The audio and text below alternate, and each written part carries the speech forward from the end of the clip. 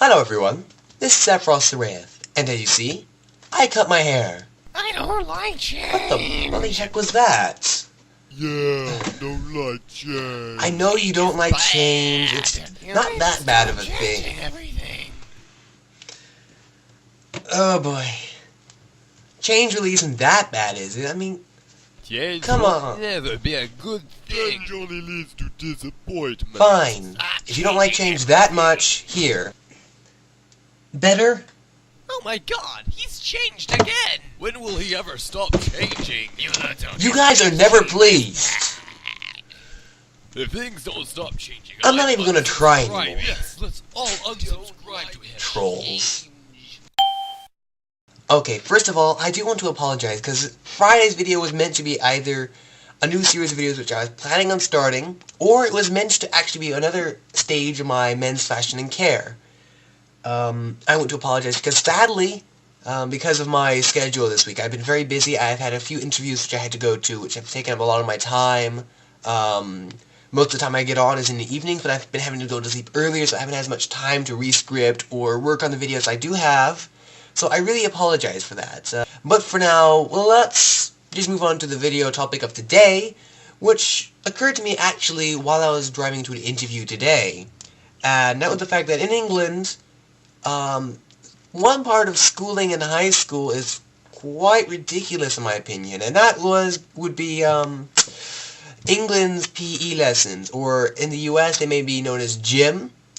PE would be physical education, it'd be sports and games. And the thing I wanted to comment on was the difference in how the boys are treated to how the girls are treated by the teachers. And I tell you, in England, at least, there is a humongous difference. And I'm not sure whether that's the same everywhere else, but here the difference is horrifically large. First of all, and one of the major differences you see would be the kind of weather that the teachers would send a boy out in and the kind of weather they would send a girl out in. Now, you get a boy, it's raining very, very hard, and it's like mushy and swampy everywhere.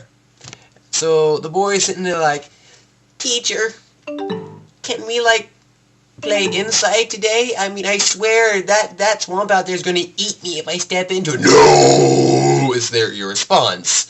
"You must go out and be a real man." "But teacher, the mud there is 7 foot deep. I'm 3 foot nothing." But in the end, the guy never wins, and he has to go out and play in the rain, in the mud, and he comes back looking a bit like the mud monster. But what about the girls? Yes, what about the girls? Now, when it comes to raining and girls, it doesn't happen, because in high school in England, or the high school I went to, the girls put on about as much makeup as the clown does. And they had humongous amounts of eyeliner covering about the top half of their face, blush or foundation and lipstick covering the bottom half of the face, and if they're caught out in the rain for any period of time, if one drop hits them, it starts to make it look like their face is melting. And I think that's the main reasoning as to why the teachers have kept the girls inside. So when it starts raining, the girls go up to the teachers and say, "Teacher, can we play inside today?" Teacher's sitting there going, "Sure." Because he knows that if the girls go out, their faces will start melting, and that'll be what he sees in his nightmares next night. Personally, I think this is very silly, but it just gets a bit sillier.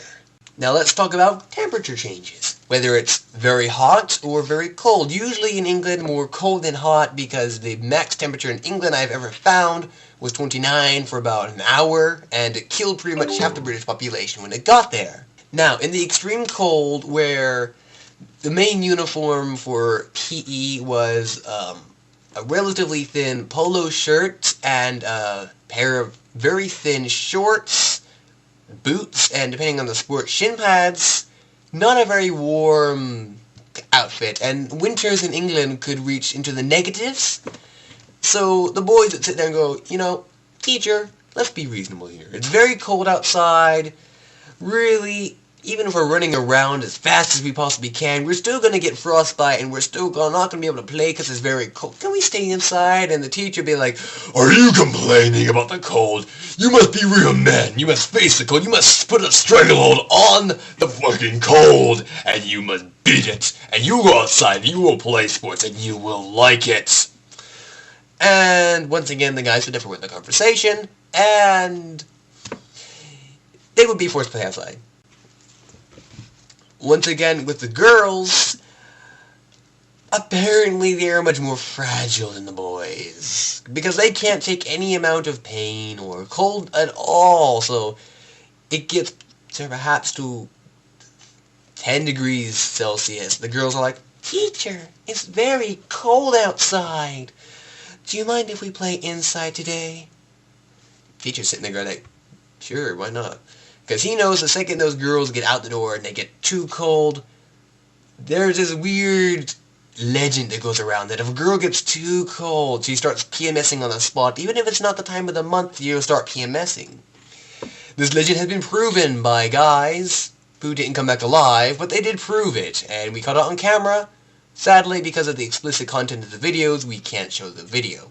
Now, out of self-preservation, I think the teachers just kept them inside where they could be warmer. But apparently guys aren't the same way, because we don't PMS to the extent that a girl does, usually. We usually just beat things up, but outside we beat each other up in the effort of warming each other up with the friction and the heat caused by us pounding each other. And of course the teacher's sitting there going like, bravo, bravo, good job. Go back onto it, even though boxing wasn't what we're practicing today. Such enthusiasm. Boys are sitting there going like, shut the f up. And it is just ridiculous. Now, back onto the topic of girls and boys getting hurt. I said that apparently the girls in England, in the high schools at least, cannot take any amount of pain at all. You will get a girl, she'll be like dusting or something, and suddenly, oh no, I broke a nail! And then you go, oh no, not a nail! So the teacher will rush up. 5 teachers in different areas of the school will rush up, like put her on a freaking stretcher and rush off to the hospital. One of the guys, on the other hand, they will be playing sports. Man, some of the shoes we had actually had metal studs in them. Football boots is what they were called in England, at least. And sometimes when someone fell, someone might step on them, and these metal studs would rip holes or slash them. And then they would be sitting there bleeding. Teacher would come up and like, what are you doing? Sir, I'm busy bleeding a lot. Can we get like a hospital guy, ambulance, perhaps medical help would be nice. Teacher sitting there going, no, you look fine. It's not that big of a cut. Sir, it's across my entire chest. It's not that deep. Sir, I can see my lungs in it. No, it's not anything major. Don't worry about it. Just get up and play. Sir, I'm dying of blood loss. Stop being a wimp. Get up and play already. And yeah, that would be pretty much what happened. I'm surprised that there was only 5 deaths during my time at school. Which then moves on to the next part of this, which is the expectations the teachers had for the girls compared to the boys. The teachers expected very little from the girls. If the girls could stand up, take a step forward, and then sit back down again, that was pretty good for the teachers. If they even moved from a single spot, that was good for the teachers.